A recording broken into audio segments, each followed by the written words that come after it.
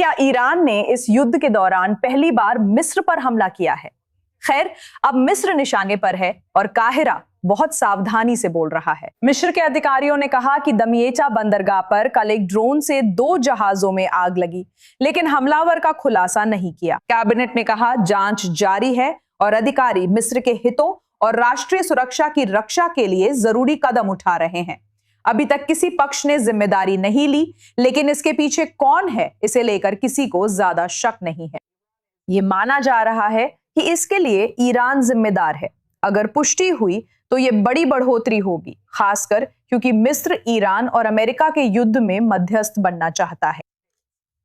ठीक है, पत्रकार योस्ट शेफर्स काहिरा से हमारे साथ हैं। योस्ट, मिस्र किसी पर दोष लगाने में इतनी सावधानी क्यों बरत रहा है?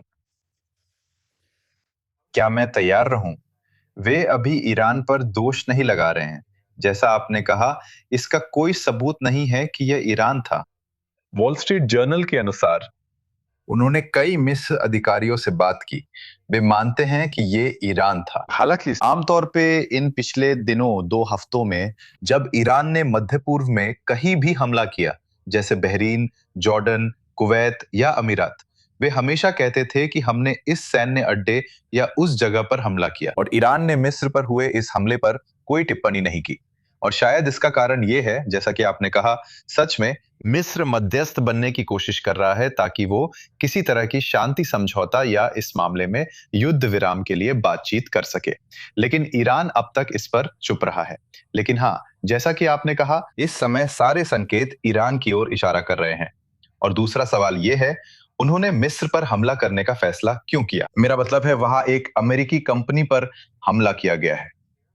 तो हाँ, परोक्ष रूप से वे मध्य पूर्व में अमेरिकियों के हितों पर हमला कर रहे हैं, और शायद अपने पहले की तरह खाड़ी देशों पर रॉकेट दागने के बाद अपने हमलों को और आगे बढ़ाने की कोशिश कर रहे हैं। अब वे सीधे एक अमेरिकी कंपनी को निशाना बना रहे हैं। तो हाँ, उस लिहाज से वे अमेरिकियों के हितों पर भी हमला कर रहे हैं, और साथ ही जॉर्डन की तरह वे अमेरिका के करीबी सहयोगी मिस्र को भी निशाना बना रहे हैं और कोशिश कर रहे हैं। ईरान के नजरिए से वे इस संघर्ष में एक और देश को घसीटने की कोशिश कर रहे हैं। सही है। अगर ईरान मिस्र के बंदरगाह संबंधी बुनियादी ढांचे पर इस हमले के पीछे है, तो हम मिस्र से कैसी प्रतिक्रिया की उम्मीद कर सकते हैं?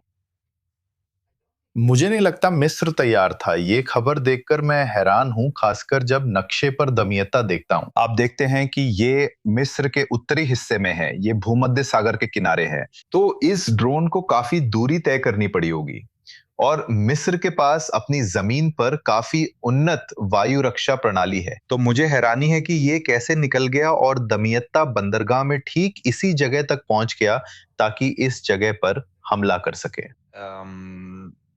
मुझे लगता है मिस्र भी अचानक चौंक गया है। उन्हें लगता था कि वे इस संघर्ष से बाहर हैं, क्योंकि अमेरिका और ईरान एक दूसरे पर हमला कर रहे थे। मिस्र अब तक इस संघर्ष की सीधी चपेट से बाहर था, क्योंकि मिस्र में कोई अमेरिकी सैन्य अड्डा नहीं है। मिस्र को सुरक्षित महसूस होता था। मिस्र को लगता था कि उन्हें चिंता करने की जरूरत नहीं है। तो हाँ, अब वे एक बिल्कुल नई स्थिति का सामना कर रहे हैं। मुझे लगता है कि मिस्र के पास इस पर प्रतिक्रिया देने का ठोस विचार नहीं है, और वह इस युद्ध में घसीटे जाने में दिलचस्पी नहीं रखता। वे शायद अपने कुछ और वायु रक्षा प्रणालियों और लॉन्चरों को सक्रिय कर रहे होंगे ताकि वे खुद को संभावित ड्रोन से और अधिक सुरक्षित कर सकें। तो हाँ, सबसे सुरक्षित यही कहना होगा कि अब से मिस्र और सतर्क रहेगा। ठीक है, मैं आपको बहुत धन्यवाद देना चाहूंगी योस्ट, हमेशा की तरह हमारे साथ जुड़ने के लिए। चलिए इंतजार करते हैं और देखते हैं कि आखिरकार मिस्र क्या करता है।